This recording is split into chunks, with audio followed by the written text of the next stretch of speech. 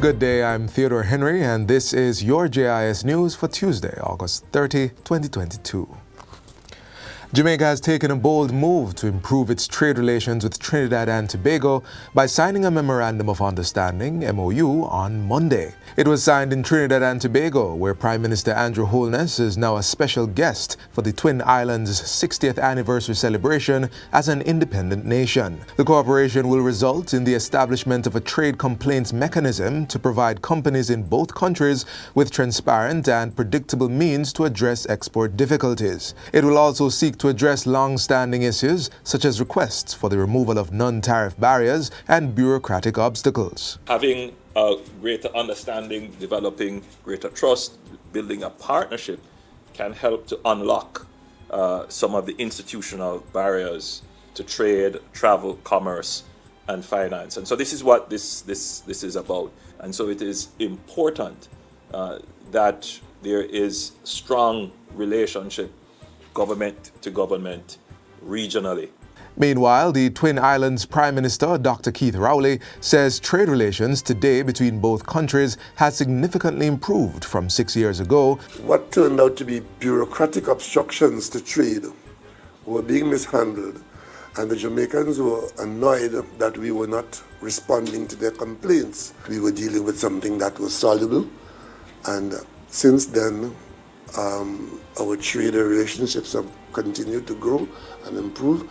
Following this MOU, Jamaica will be working with private sector organizations to sensitize individuals and companies about the new and improved processes to address concerns. Both countries are also fast-tracking measures that will allow for a registered company in Trinidad to be recognized as such in Jamaica and vice versa. They are also partnering on the movement of skilled labor in CARICOM in a structured way through legislation and implementation. Jamaica and Trinidad and Tobago are also committing to deepen cooperation through CARICOM on efforts to tackle crime and inflow of illegal firearms in the region. Whilst we won't say too much on what we're going to be doing, but certainly along the lines of collaboration and sharing information, we will be able to have an impact. But from a political standpoint, especially geopolitically, we need to amplify our voice regarding the flow of small arms and light weapons into our region. Among the other areas of bilateral partnerships are sport, music, and culture. In sports, athletes at the secondary level in Trinidad will be invited to participate in Jamaica's flagship Boys and Girls Championships. As for culture, Jamaica will have an exchange of training in carnival and other costume designs, among other things.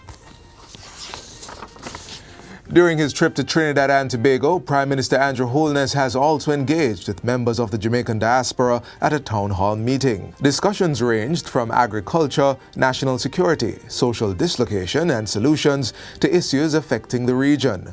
On the matter of climate change and environmental protection, Mr. Holness informed the diaspora that prior to arriving in Trinidad, he signed off on a cabinet submission to protect the Pedro Keys. And so we are doing we are making what is called our national determined contributions to the reduction of carbon output in line with the 1.5% increase goal, 1.5% Celsius goal. Other areas that are protected include the Cockpit Country and the Black River Morass. In news back home, 2 breakaways in southwestern St. Anne will be given attention following a tour of the Boroughbridge Division by local government minister Desmond McKenzie. Assessment of the roadways in Cascade and Frank Hall, along with other areas, was done over the weekend. Minister McKenzie says instructions have been given to the chief technical officer in the ministry to submit a costing proposal so that the funds can be made available. Those 2 breakaways are something which have a real concern and pose real danger to life and property. So Councillor Brown giving the assurance that we will move expeditiously to have it repaired. Meanwhile, the Alexandria market has been earmarked for renovation. As soon as the necessary assessment has been completed and the estimates are presented, then we will move to ensure that we renovate the market and to make some additions and provide parking, because as you can see, the town of Alexandria is very congested. The Public Procurement Commission, PPC, has achieved ISO 9001 2015 certification. It is the 24th public entity in Jamaica to earn the quality standard. Speaking at the recent awards ceremony, Industry State Minister Dr. Norman Dunn said this would bring efficiency to the country's public procurement process. I mean, the resources are never infinite, they're finite, and therefore how we allocate those resources is important. And the choices of contractors to conduct their business of the people is of paramount importance.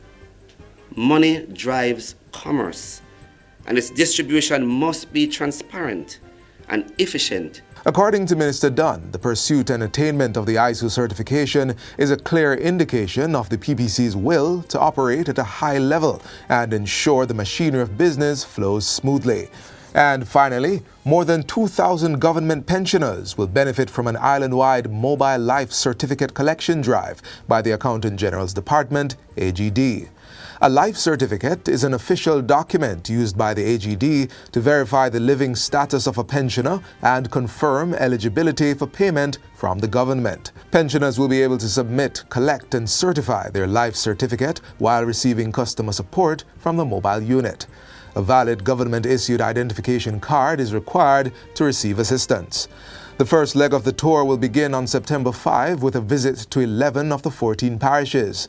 Location stops will include parish libraries and the schedule will be advertised in the media. The drive will also allow non-beneficiaries to collect certificates on behalf of shut-ins or persons who are unable to attend in person on the day. So if they want to query the status of a payment, they can come out and they will get the assistance.